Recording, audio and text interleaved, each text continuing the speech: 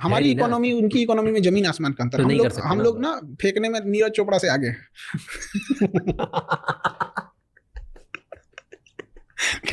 फेंकने में अगर ओलंपिक में बांसबाजी में होता ना तो गोल्ड मेडल हम ही लोग का रहता वो कोई छीन ही नहीं सकता था। आदमी टेंशन फ्री होता, चल भाई ओलंपिक में एक तो अपना फिक्स है, हमसे ज्यादा कौन फेंकेगा। अजीब अजीब हाल है, इकोनॉमी की हालत दुर्दशा है। इंडस्ट्रियलाइजेशन अब कहाँ चला गया किसी को मतलब ही नहीं होती है। जीएसटी का कोई और छोर नहीं है, किस चीज पे लगा दिया जाएगा जीएसटी का। अब देखिए मेडिकल इंडस्ट्रीज की बात कीजिए, हमारे यहाँ पता नहीं क्या कर रहा है सब इंजीनियर सब, इतना पढ़ लिख के कहाँ खप जाता है तो पता ही नहीं चलता है। MRI machine, CT scan machine Germany से आ रही है, नहीं बनती इंडिया में, और आज़ादी के इतने साल बाद। तो चलिए हर चीज़ में हम आगे नहीं हो सकते हैं। बेशर्मी कहाँ होती है, अगर कोई हॉस्पिटल वाला उस एमआरआई या सीटी स्कैन मशीन को मंगा रहा है तो उस पर गवर्नमेंट चढ़ जाती है, मंगाया क्या रे, इंपोर्ट ड्यूटी दे। क्या बेशर्मी है। कोई एमआरआई किस लिए मंगाएगा, बड़ी बीमारी के लिए। सीटी स्कैन एमआरआई खांसी या बुखार के लिए नहीं होता है। कोई जा रहा है वहां पे तो मतलब इट मींस उसको सस्पिशियन है बड़ी बीमारी का है, उस पर क्या जरूरत है भैया आपको इंपोर्ट ड्यूटी लगाने की। वो तो आपको अपनी बेशर्मी छुपा रहे हैं। आप इंडिया में बनाओ ना। स्टार्टअप इंडिया मतलब कौन सी गिलास चम्मच छुरी का बनाएंगे स्टार्टअप इंडिया, इसका मतलब होता है ये कहाँ बनेगा, उस पर इंपोर्ट ड्यूटी कहीं से बनता है मतलब, तो बेशर्मी हो गई ये तो।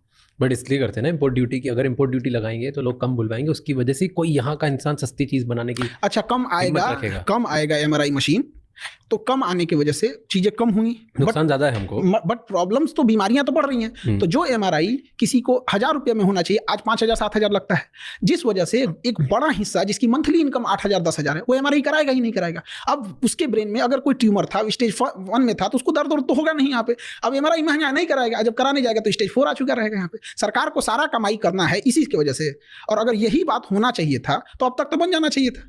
70 साल वेट कर दिए, 75 साल वेट कर दिए, आप क्या पूरा 7 जन्म दे दें इनको। बट ये तो इनोवेशन सिर्फ सरकार की जिम्मेदारी नहीं है ना, ये तो हम लोग की भी जिम्मेदारी।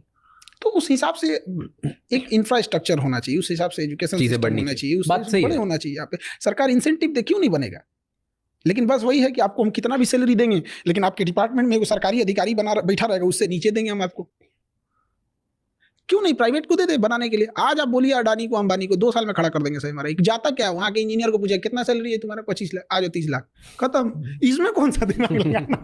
इतना आसान थोड़ी होगा, कुछ तो और नुआंसेस होंगे। ऐसा नहीं है कि हर चीज इतनी आसान होती है, बट नामुमकिन नहीं है, और इतना भी मुश्किल नहीं है कि जो 70-75 साल लगा दिए। अमेरिका के सामने हम क्या लैक करते हैं। अमेरिका के पास क्या है, बिजनेस इंटरनेशनल अपॉर्चुनिटीज ज़्यादा हैं, एंटरप्रेन्योर का पूरा माहौल है वहाँ पर, और गवर्नमेंट भी उसी हिसाब से सपोर्टिव है। तो इस वजह से हमारे यहाँ क्या है ना कि चूंकि इलेक्शंस है तो इलेक्शंस में क्या है कि एक मेजॉरिटी पब्लिक को ध्यान दिया जाता है, और जो एंटरप्रेन्योर हैं, जो बड़े कारपोरेट हैं, उनको कोई ध्यान नहीं देता है, और ना ही वो लोग कभी इशू बने रहते हैं कभी किसी इलेक्शन का। जैसे डोनाल्ड ट्रंप ने कहा कि हम सरकारी नौकरी खत्म करेंगे, लोगों ने इसको सपोर्ट में वोट देके जिताया।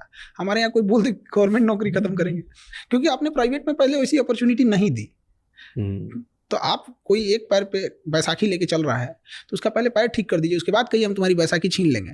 आप उसका पैर भी ठीक नहीं किए, कहेंगे तेरा बैसाखी छीन लेंगे तो मारेगा ही ना वो। अभी आपने ऊपर टैरिफ लगा दिया है। हाँ, रेसिप्रोकल टैरिफ लगाया उसने। 26% हम लोग लगाया, चाइना में भी तो और बेहतर लगाया उसने। हमने 52 लगाया, उसने सब जो जिसने लगाया ना उसका हाफ करके लगाया। रेसिप्रोकल उसने बोला ही है। तो ये अच्छा है गंदा है ये उसके देश के हिसाब से है। हर देश को अपना हिसाब से राइट है करने का। तो जब टैरिफ बढ़ाते घटाते हैं तो कभी इंपोर्ट पे फायदा होता है तो एक्सपोर्ट पे, तो डिपेंड करता है कि हम कितनी चीज़ों का इंपोर्ट एक्सपोर्ट कर रहे होते हैं।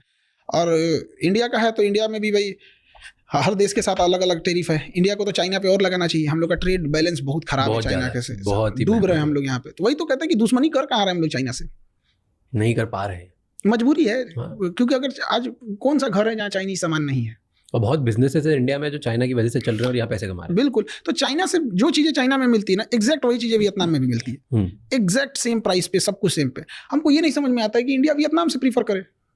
एटलीस्ट वियतनाम चाइना का दुश्मन है, उसी को मजबूत कर दे। नहीं यार, इतनी टेक्नोलॉजी नहीं है वियतनाम में इस लेवल की, जो कुछ भी मटेरियल बुलवाना हो तो ऐसा नहीं है कि हम लोग जैसे चाइना को अगर हम लोग रिप्लेसमेंट के तौर पे देखा जाए तो कुछ साउथ एशिया की कंट्रीज हैं, बट क्या है ना कि हमने ऑप्शन ही नहीं दिया किसी को। जब आप ऑप्शन नहीं देंगे तो अपडेट नहीं होगा, मार्केट नहीं होगी। किसी होटल में कस्टमर ही कम आएंगे तो कितनी वेराइटीज रखेगा। तो कस्टमर पहले, अब वो तो चिकन और एग वाली मुर्गी पहले आया कि अंडा पहले आया, तो वैसे थोड़ा थोड़ा कहानी है। थोड़ा हम लोग को उधर जाना चाहिए उस एरिया में, बट चाइना का कुछ जरूरत से ज्यादा डिपेंडेंसी है।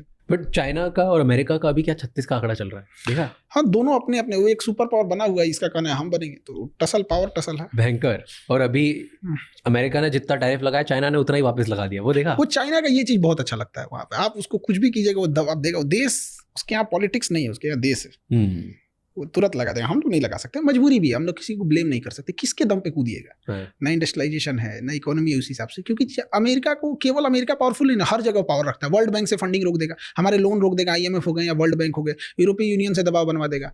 कुछ नासा और इसरो के बीच का कोई कॉन्ट्रैक्ट होगा, उसको रोकवा देगा, डिले करा देगा।